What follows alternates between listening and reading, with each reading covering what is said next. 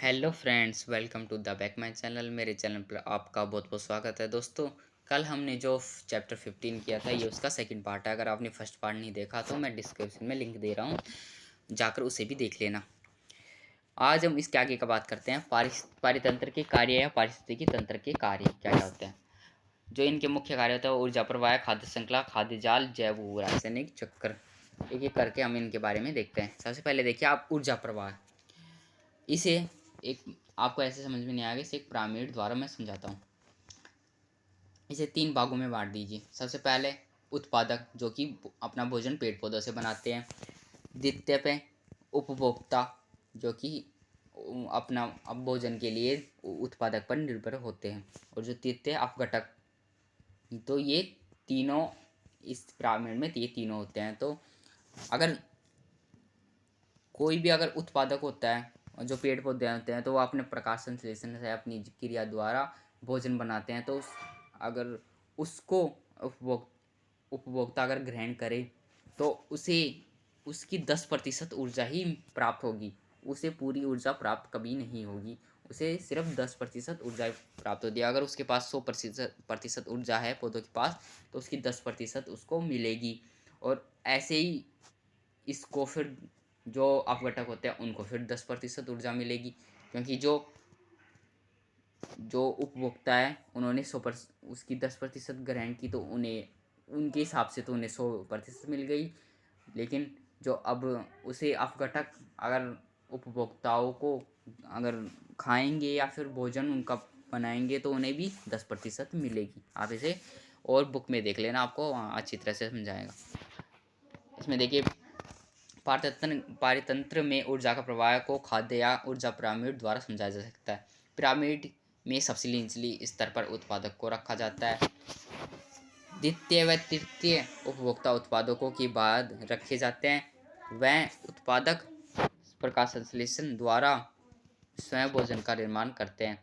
जो उत्पादक होते हैं वो अपना खुद स्वयंपोषी होते हैं, वो खुद भोजन का निर्माण करते हैं, किंतु प्राथमिक उपभोक्ता उत्पादकों से ऊर्जा का केवल 10% भाग ही ग्रहण कर पाते हैं। आप ये याद रखिए कि कोई भी उपभोक्ता अगर उत्पादक से अगर जो ये उत्पादक है इसे उपभोक्ता अगर भोजन ग्रहण कर रहा है, तो उसे केवल 10% ही लाभ होगा, यानी 10% ही ऊर्जा उसे प्राप्त होगी।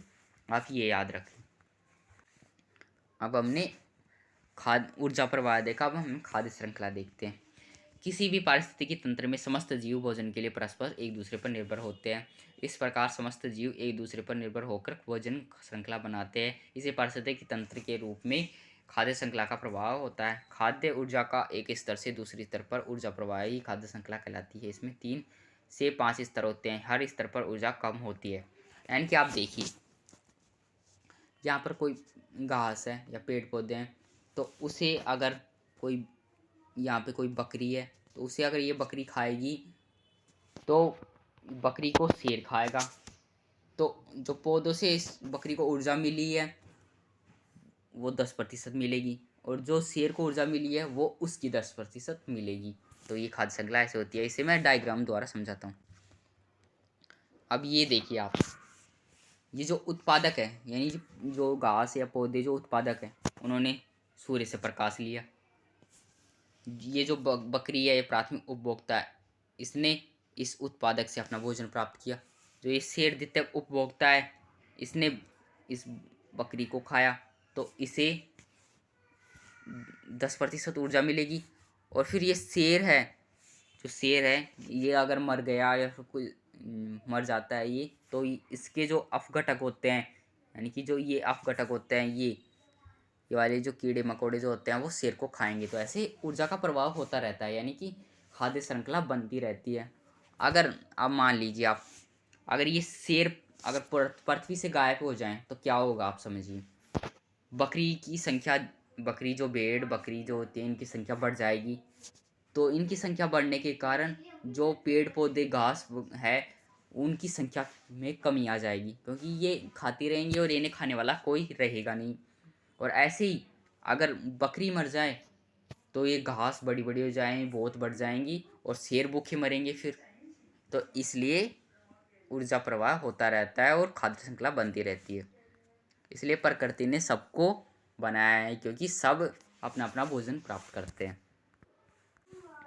अब उसके बाद आता है जैव भू रासायनिक चक्र, यानी कि ऐसा चक्र जो पृथ्वी पर जितने भी रासायनिक तत्व पाए जाते हैं वो मिट्टी में के अंदर पाए जाते हैं, उन्हें भू रासायनिक चक्र कहा जाता है। ये साइंस से संबंधित है, विज्ञान से है।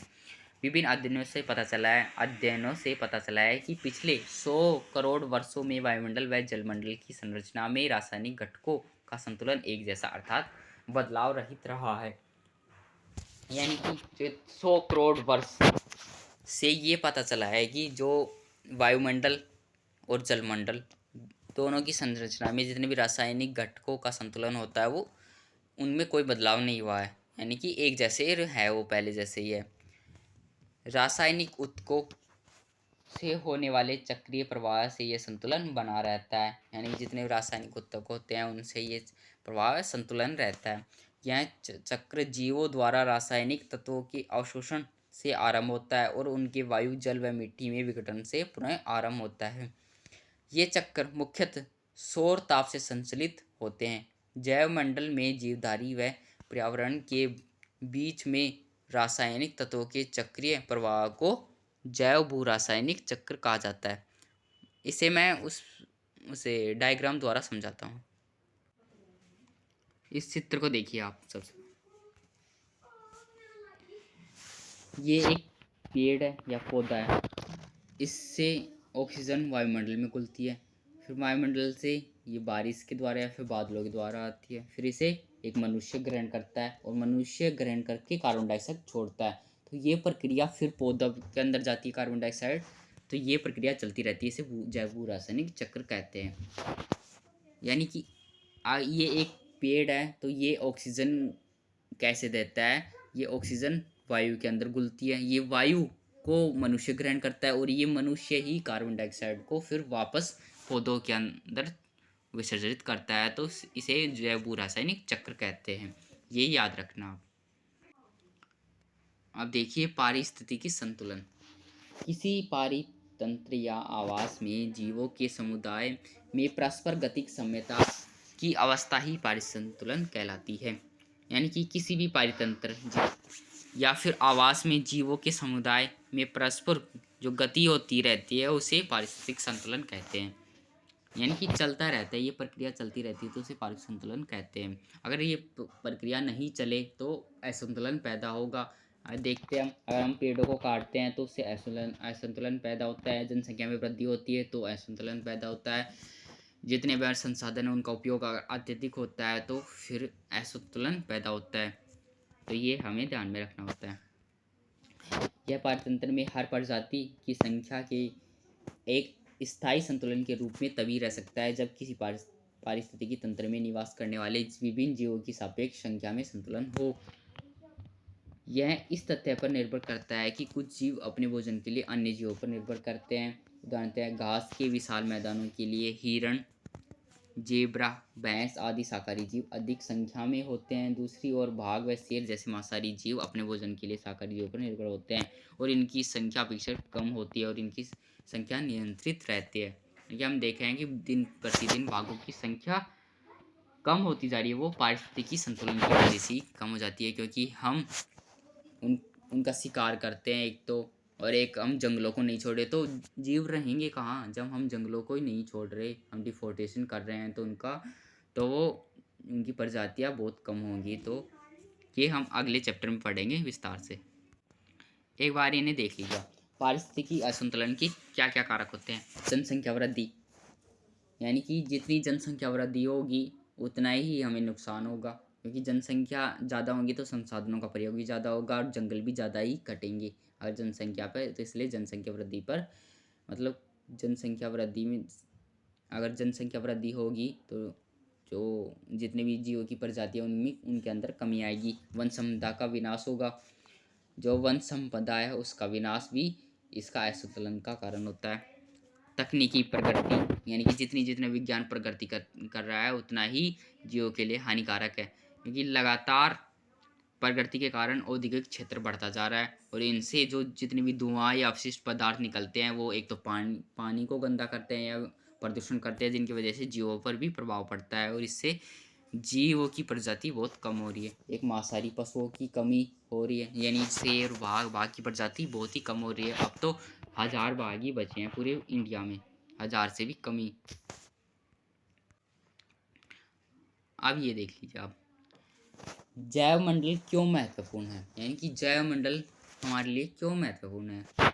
जैव मंडल में ही किसी प्रकार का जीवन संभव है। मानव के लिए भोजन का मूल स्रोत भी यही है। जीवों के जीवित रहने, बढ़ने व विकसित होने में सहायक है, अतः यह हमारे लिए अत्यंत महत्वपूर्ण है। यानी कि जितनी भी हम प्रक्रियाएं करते हैं वो जैव मंडल में ही करते हैं। जितने भी जीव होते हैं वो अपना भोजन खाद्य श्रृंखला द्वारा या फिर ऊर्जा प्रवाह द्वारा, मैंने आपको बताया है, वो सब जैव मंडल में रहकर ही करते हैं। अगर जैव मंडल नहीं होगा तो वो अपना ये प्रक्रियाएं कैसे करेंगे। और ये छोटा सा टॉपिक है पर्यावरण असंतुलन से नुकसान। पर्यावरण असंतुलन से ही प्राकृतिक आपदाएं जैसे बाढ़ भूकंप बीमारियां और कई जलवायु संबंधी परिवर्तन आते हैं। यानी कि जो पारिस्थितिकी असंतुलन से ही सारे नुकसान होते हैं। तो गाइस ये चैप्टर यहीं ख़त्म होता है। इसका नेक्स्ट चैप्टर 16 वो अगली वीडियो में आएगा। तब तक आप इसे बुक में पढ़िए। अगर उम्मीद करता हूँ ये समझ में आएगा। अगर नहीं समझ में आया तो एक बार फिर से वीडियो देखना और अच्छी तरह से समझ में आ जाएगा। और मिलते हैं नेक्स्ट वीडियो में, तब तक के लिए धन्यवाद। बाय।